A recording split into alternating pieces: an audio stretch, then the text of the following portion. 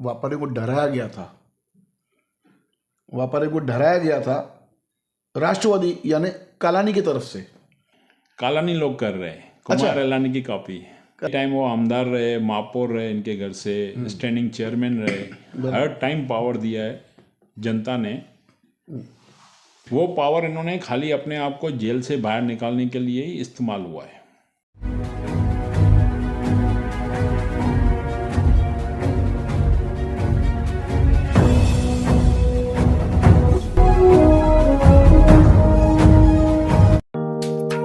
Neeraj Vinod Burani's Spacecraft Interiors. Your space, our craft. Experienced and professional team. No hidden charges. Luxurious designs. Follow us on Instagram. Spacecraft Interiors. Your space, our craft. Crystal Finance by Ajit Makijani. One-stop solution for all your loan requirements. Asan, convenient or effortless. We have tie-ups with all major banks and NBFCs. Business loan, mortgage loan, overdraft and cash credit facility. Instant approval, minimum interest rate and processing fees. Doorstep loan process. Call us today. Crystal Finance by Ajit Makijani. 9011 280000. आज लेते हैं एक मुलाकात राष्ट्रवादी Congress party के प्रदेश के सचिव भरत गंगोत्री जी के साथ में, और पूछते हैं भरत जी, अभी हाल ही में यूटीए और बीजेपी के बीच में अपने ही कुछ व्यापारियों को लेके हमारे पास आना, या कोई ऐसा जो छींकतान जो शुरू थी। आप खुद एक व्यापारी हो और एक नेता भी हो, क्या कहेंगे इस विषय के ऊपर? देखिए जेकी जी, पहले तो व्यापारियों को, हर एक व्यापारी को अपनी आज़ादी है, वो अपना कौन सा पक्ष चुने, कौन सी पार्टी से जुड़े, उनको अपनी आज़ादी है। आज समझो कोई पसंद नहीं आया तो वो दूसरे पक्ष के साथ जुड़ सकता है। सही है। तो मैंने काफ़ी इंटरव्यू देखे कि आज एक इंटरव्यू आया समझो भाजपा की तरफ से, तो दूसरे दिन टीओके वालों की तरफ से आया। एक एक जन अपनी बातें रख रहा था, तो ये बहुत हल्कापन लग रहा था मुझे। व्यापारी है, आज़ाद है, वो पक्षी किसी के साथ भी जुड़ सकते हैं, कोई भी पक्ष के साथ जा सकते हैं। उनके ऊपर ऐसे प्रेशर नहीं होना चाहिए, दबाव नहीं होना चाहिए। और मैं सभी व्यापारियों से अपील करूँगा कि आप को जो भी पक्ष अच्छा लगता है आप जुड़ें। आपको पक्ष की ताकत पता चलेगी, आप वो उनकी ताकत आपके साथ रुकेगी, आप अपने काम करा सकते हो उस पार्टी के साथ जुड़ के, और दूसरों को भी मदद कर सकते हो। तो आप राजनीतिक पार्टियों से डरिए मत। राजनीतिक पार्टियां आपके हित के लिए हर टाइम खड़ी रहेगी। तो आप आगे आए, आप को जो भी पार्टी की आइडियोलॉजी अच्छी लगती है आप उन पार्टियों से जुड़ो, आपका कॉन्फिडेंस लेवल ज़्यादा बढ़ेगा और आप दूसरों को भी मदद कर सकते हो। अब जैसे भरत जी, अभी देखा हमने, अभी हाल ही में हमने इंटरव्यू किया भारतीय जनता पार्टी के नेता नरेंद्र राजानी का। उनका खुला खुला कहना था कि उनको कोई धमका कर कहे कि तुम यहाँ पर मत जाना, तो भारतीय जनता पार्टी के कार्यकर्ता रविंद्र चौहान साहब से लेकर हम सब तक क्या शांत बैठ सकते हैं? व्यापारियों को डराया गया था, व्यापारियों को डराया गया था राष्ट्रवादी यानी कालानी की तरफ से। इस बारे में, इस प्रकार की सूचना आपके पास कुछ है क्या? मुझे भी कुछ व्यापारियों का मालूम पड़ा कि उनको काफ़ी प्रेशर में लिया गया, मना किया गया, कुछ लोगों को बुला के मना किया गया कि आप जाना मत। तो जब बोलते ना गिद्दर की मौत आती है शहर की तरफ भागता है, तो आज जो भी ये कांड कर रहा है ना, वो इस तरह से अपना अस्तित्व खतरे में डाल रहा है। अगर इस तरह व्यापारियों को धमकी दी जाएगी तो आने वाला टाइम ऐसे नेताओं को ये व्यापारी घर बैठाने चाहिए और यहाँ शहर से हटाना चाहिए। मैं तो किसी भी व्यापारी को बोलूँगा, आप डरिए मत। आपको अगर ऐसे कोई बोलता है या दम देता है, आप आइए हमारे पास, हम आपके साथ खड़े रहेंगे। हम पूरी ताकत के साथ ऐसे लोगों को जवाब देंगे। अभी अभी हाल ही में देखा है कि काफ़ी शहर के लोग, शहरवासी लोनावाला की तरफ रुख कर रहे हैं। आपके भी ये बात ध्यान में होगी, आपके भी कुछ परिसर के लोग भी लोनावाला घूम के आए हैं। क्यों ये हर टाइम राजनीति में ऐसा देखने मिलता है कि शहर के लोगों को या शहर के सीनियर सिटीजन को या शहर के व्यापारियों को लोनावाला लेके जाना क्यों? देखिए, ये ट्रेंड नया नहीं है, पुराना है। ये 2008 में शुरू हुआ था मेरे, शायद 8 या 9 में। 2004 में? नहीं, 8 में, जब पहली टाइम कुमार इलानी आमदार बने थे।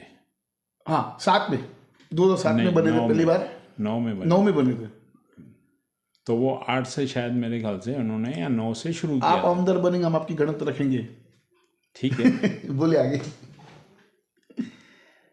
तो अभी उनकी कॉपी कालानी लोग कर रहे हैं, कुमार इलानी की कॉपी।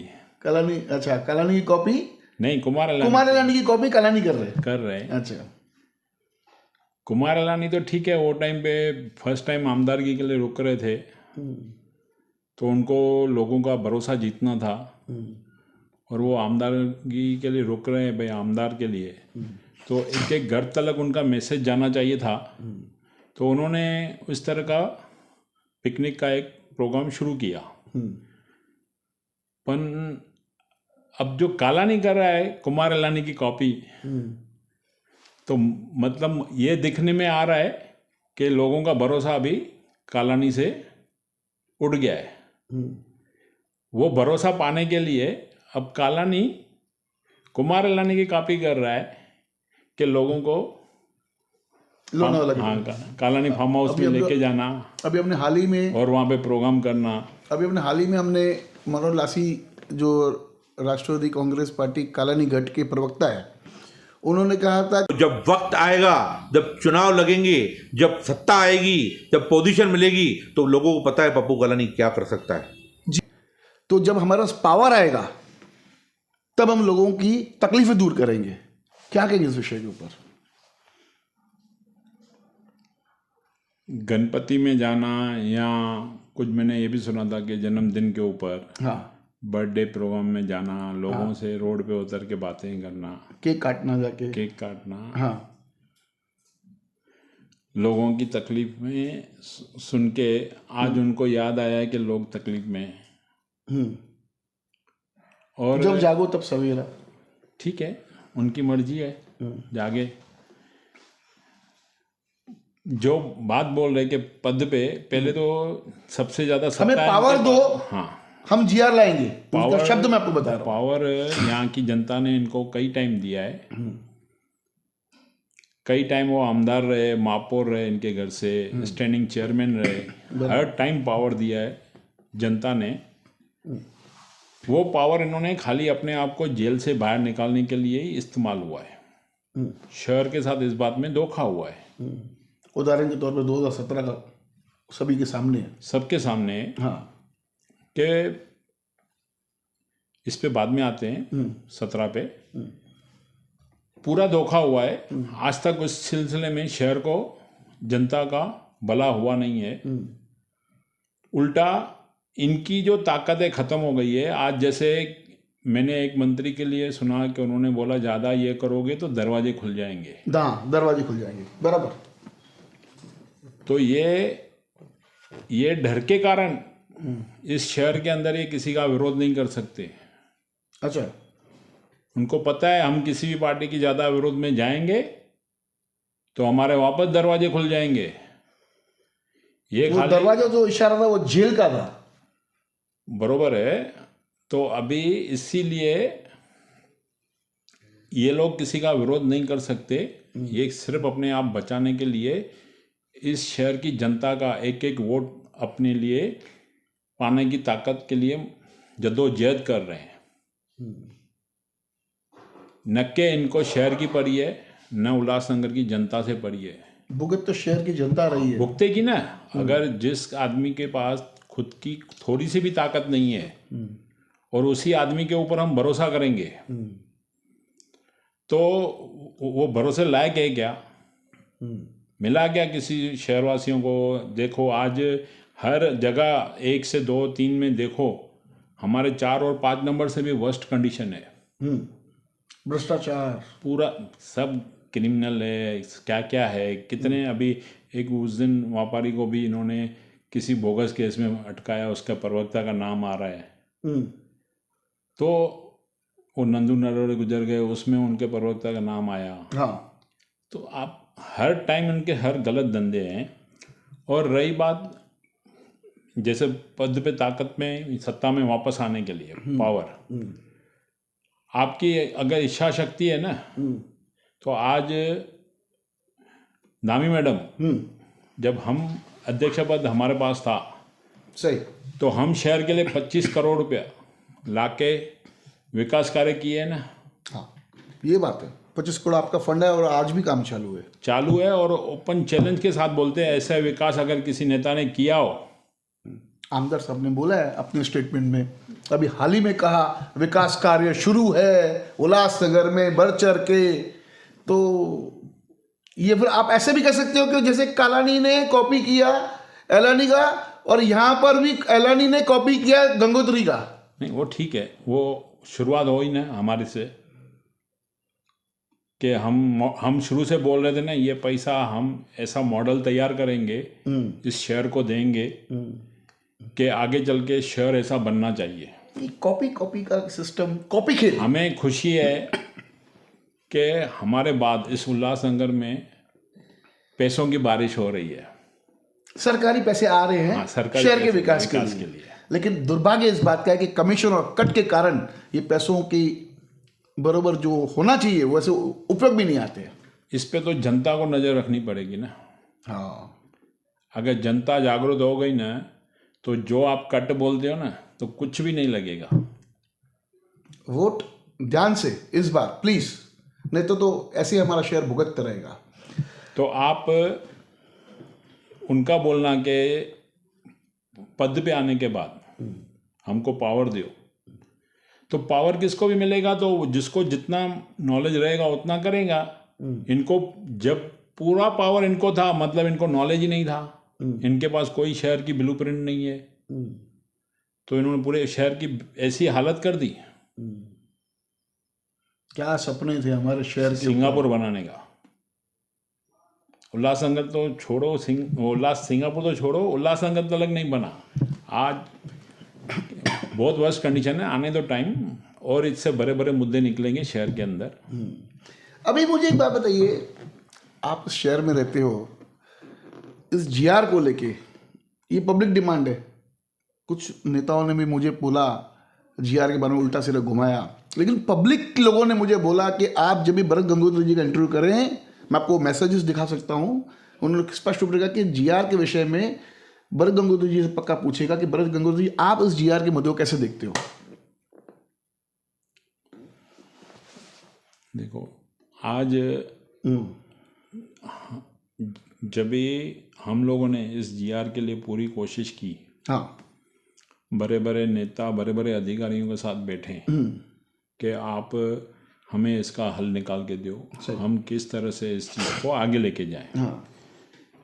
तो उसमें जो टेक्निकल कारण से आ रहे थे, समझो अधिकारी, मंत्रालय, मंत्री सब पॉजिटिव है कि जीआर आना चाहिए, इस शहर को बचाना चाहिए, सब जन पॉजिटिव है।